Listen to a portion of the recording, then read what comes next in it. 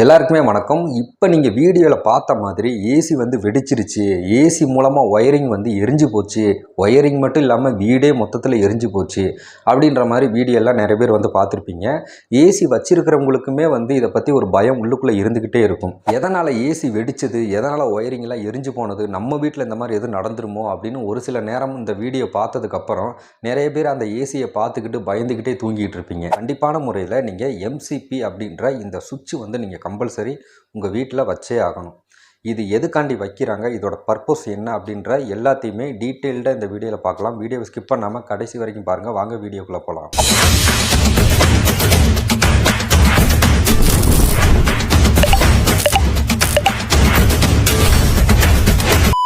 ஒரு ஏசிக்கு எந்த அளவுக்கு ஸ்டெப்லைசர் வந்து தேவையோ அதே மாதிரி இந்த எம்சிபி அப்படின்ற அந்த சுவிட்சுமே வந்து தேவை.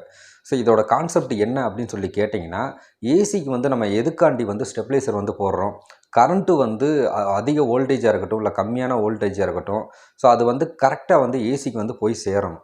ஸோ அப்படி சேர்ந்தால் மட்டும்தான் ஏசி வந்து நமக்கு ஓடும், கூலிங் நல்லா வரும். அப்படி ஏதாவது ஒரு விஷயங்கள் வந்து தப்பாச்சு அப்படின்னா ஏசி வந்து ரிப்பேர் ஆகி போயிடும். ஸோ அதனால தான் நம்ம வந்து ஸ்டெபிலைசர் வந்து வாங்கி வைக்கிறோம். ஏன்னா அந்த கரண்ட்டு வந்து வோல்டேஜ் வந்து அதிகமாகவோ இல்லை கம்மியாகவோ இந்த மாதிரி வந்துச்சு அப்படின்னா அந்த ஸ்டெபிலைசர் வந்து எல்லாமே சேஃபாக வந்து ஏசியை வச்சுக்கும். அப்படியே வந்து உங்களுக்கு அடி ஆகிற மாதிரி இருந்தாலுமே உங்களுக்கு ஸ்டெபிலைசர் தான் வந்து அடி ஆகி ரிப்பேர் ஆகுமே தவிர உங்களுக்கு ஏசியில் எந்த வித ஃபால்ட்டுமே வராது, ஏசி நல்லாவே இருக்கும். ஆனால் அதே மாதிரி தான் இந்த எம்சிபி அப்படின்ற இந்த சுவிட்சோட வேலை. நீங்கள் ஒரு ஏசி வந்து வாங்க போகிறீங்க இல்லை வாங்கிட்டீங்க, இனிமேல் தான் வந்து இன்ஸ்டாலேஷன் பண்ணணும் அப்படின்னா ஸோ நீங்கள் கண்டிப்பாக ஒரு எலக்ட்ரிஷியனை கூட்டு வந்து உங்களுடைய வீட்டில் கரெக்டாக திக்னஸான ஒரு ஒயரிங் எல்லாம் கொடுத்து, எர்த்து கனெக்ஷன் எல்லாமே கரெக்டாக ப்ராப்பராக கொடுத்து அந்த ஒயரிங் செட்டப் எல்லாமே நல்லா இருக்குதா அப்படின்றத நீங்கள் ஒரு தடவை ஃபஸ்ட்டு செக் பண்ணி வெரிஃபை பண்ணிக்கோங்க. ஸோ அதுக்கப்புறம் கம்பல்சரி நீங்கள் என்ன தான் வந்து இப்போ வர்ற ஏசி எல்லாத்துக்குமே வந்து ஸ்டெபிலைசர் தேவையில்லை அப்படின்ற மாதிரி வந்து சொல்லுவாங்க. பட் இருந்தாலுமே நம்ம வந்து ரொம்ப கஷ்டப்பட்டு ஒரு 40,000 45,000 50,000 இந்த மாதிரி ரேஞ்சிலலாம் வந்து ஒரு பெரிய அமௌண்ட்டு கொடுத்து ஒரு ஏசி வாங்குகிறோம்.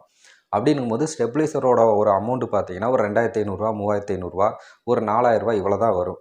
அதை சிரமம் பார்க்காம அந்த ஸ்டெபிலைசருமே நீங்கள் வாங்கி போட்டிங்க அப்படின்னா உங்கள் ஏசிக்கு எப்பயுமே எதுவுமே ஆகாது, நல்லா லாங் லைஃபாக நல்லாவே வந்து ரன் ஆகும். ஸோ உங்கள் வீட்டில் வந்து நீங்கள் ஒயரிங் வந்து கண்டிப்பான முறையில் எர்த்து கனெக்ஷன் இது எல்லாமே ப்ராப்பராக கரெக்டாக அக்யூரேட்டாக பண்ணால் மட்டும்தான் உங்களுடைய வீட்டில் ஏசி வந்து ப்ராப்பராக கரெக்டாக வந்து கூலிங் வரும். ரொம்ப நாள் பார்த்தீங்கன்னா ஏசியில் எந்த விதமான மிஸ்டேக் இல்லாமல் டேமேஜ் இல்லாமல் நல்லாவே வந்து ஓடும். சரிங்களா? ஸோ இந்த எம்சிபி சுவிட்ச் வந்து எதுக்காண்டி யூஸ் ஆகுது அப்படின்னு சொல்லி கேட்டிங்கன்னா, இது நிறைய விதத்தில் பார்த்திங்கன்னா நமக்கு வந்து யூஸ் ஆகும். அதாவது வந்து நீங்கள் ஒயரிங் கனெக்ஷன்லாம் கொடுத்துருக்கீங்க, ஒரு ஒயர்லேருந்து இன்னொரு ஒயர் வந்து டச் ஆகுது, அது மூலமாக ஏதாவது வந்து ஷார்ட் ஆகுது, உங்களுக்கு வந்து ஃபயர் ஆக போகுது, இல்லை அந்த ஒயரே வந்து ஹீட் ஆகுது அப்படின்னு வச்சுக்கோங்களேன். அது எல்லாமே பார்த்திங்கன்னா அந்த சுவிட்சுக்கு வந்து தெரியும். ஸோ உங்களுக்கு ஏதாவது வந்து நடக்க போகுது அப்படின்னா அந்த சுவிட்சு வந்து ஆட்டோமேட்டிக்காக கீழே வந்து ட்ரிப் ஆகி இறங்கிடும். அந்த ட்ரிப்பர் சுவிட்சை வச்சு நீங்கள் ஒயரிங் கனெக்ஷன் கொடுத்துட்டாலே போதும், உங்களுக்கு ஒயரிங் வந்து ஏதாவது ஷார்ட் ஆனாலும் சரி, இல்லை ஹீட் ஆனாலும் சரி, இல்லை உங்களுக்கு வந்து ஏதாவது ஸ்பார்க்கு உங்களுக்கு ஃபயர் ஆக போகுது அப்படின்னாலும் சரி, இல்லை ஃபயரே ஆகிட்டாலும் சரி, அந்த சுவிட்சு ஆட்டோமேட்டிக்காக உங்களுக்கு ட்ரிப் ஆகி வந்து கீழே இறங்கிடும். அது மட்டும் இல்லாமல் உங்களுக்கு வோல்டேஜ் மூலமாக அடிக்கடி ஏதாவது வந்து ப்ராப்ளம், உங்கள் வீட்டில் அடிக்கடி வோல்டேஜ் ப்ராப்ளம் இருக்குது அப்படின்னா கூட இந்த சுவிட்ச் வந்து உங்களுக்கு ரொம்பவே வந்து யூஸ்ஃபுல்லாக இருக்கும். இது எல்லா விதத்துலேயுமே பார்த்திங்கன்னா உங்களுக்கு ரொம்ப ரொம்ப யூஸ்ஃபுல்லாக இருக்கும். இதுவே ஏசியில் ஏதாவது ஒரு பிரச்சனை இல்லை ஏசி வந்து சர்வீஸ் பண்ணுறதுக்கு மெக்கானிக்கல் வர்றாங்க அப்படின்னா ஸோ அவங்களுக்குமே வந்து ஈஸியாக இருக்கும். நீங்கள் மெயினெல்லாம் ஆஃப் பண்ண தேவையே இல்லை, அந்த சுவிட்சை மட்டும் ஆஃப் பண்ணாலே போதும்.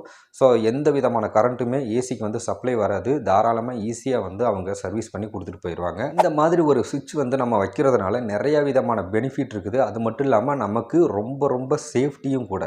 கண்டிப்பான முறையில் எல்லாருமே ஏசி மாற்றுறீங்க அப்படின்னா இந்த ஒரு சுவிட்சை வந்து உங்கள் வீட்டில் வந்து கட்டாயமாக இருக்கணும் அப்படின்றத நீங்கள் பார்த்துக்கோங்க. ஆல்ரெடி ஏசி வச்சுருக்கிறவங்க இந்த மாதிரி சுவிட்சு வந்து நீங்கள் இன்னும் வைக்கலை அப்படின்னா கண்டிப்பான முறையில் வச்சுக்கோங்க. ஸோ இனிமேல் புதுசாக ஏசி வாங்க போகிறவங்க இல்லை வாங்கி வச்சுட்டு இனிமேல் தான் இன்ஸ்டாலேஷன் பண்ண போகிறீங்க அப்படின்றவங்க கண்டிப்பாக இந்த ஒரு சுவிட்சு வந்து மாட்டி கொடுக்கணும் அப்படின்னு சொல்லி எலக்ட்ரிஷியன்கிட்ட சொல்லியே நீங்கள் ஏசியை மாட்டிக்கோங்க. ஸோ அவ்வளோதான் இந்த வீடியோ உங்களுக்கு ரொம்பவே யூஸ்ஃபுல்லாக இருக்கும்னு சொல்லி நான் நினைக்கிறேன். அப்படி யூஸ்ஃபுல்லாக இருந்துச்சு அப்படின்னா இந்த வீடியோக்கு ஒரு லைக் கொடுங்க. இந்த வீடியோவில் நான் சொன்னதை பற்றி நீங்கள் என்ன நினைக்கிறீங்க, நான் ஒரு சில விஷயங்கள் எதுவும் விட்டுட்டேனா அப்படின்றத கீழே கமெண்ட் செக்ஷனில் வந்து சொல்லுங்கள். ஒரு சில விஷயங்கள் வந்து நான் தப்பாக கூட சொல்லியிருக்கலாம் அப்படின்னு சொல்லி நீங்கள் நினச்சிங்கன்னா அது என்னன்றதையும் கீழே கமெண்ட் செக்ஷனில் வந்து கமெண்ட் பண்ணுங்கள். மீண்டும் ஒரு சூப்பரான வீடியோவுடன் உங்களை வந்து நான் சந்திக்கிறேன். நன்றி, வணக்கம்.